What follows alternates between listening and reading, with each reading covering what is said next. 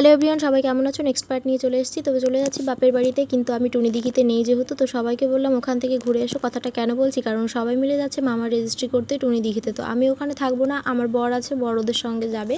আমি বলেই দিয়েছিলাম যে ও যাবে, আমি তো যেতে পারবো না যেহেতু এখানে আছি, তার জন্য।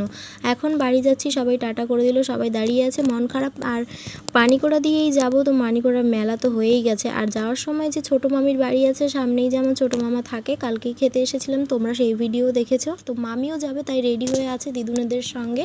মামিকেও বললাম মামি যেও শ্বশুর বাড়ি থেকে ঘুরে এসো, আমি থাকবো না তো কী হয়েছে, ওর বাবা তো থাকবে, তাই সবাই মিলেই যাবে হয়তো। তো যদি যায় আর যদি জানতে পারি তোমাদেরকে জানাবো। আর মানিকোড়া দেখো আসার দিন কত জমজমাটি ছিল, আর মায়ের মন্দির এখন ফাঁকা, আর লোকজনও নেই, দোকান ভেঙে নিয়ে সবাই চলেও গেছে।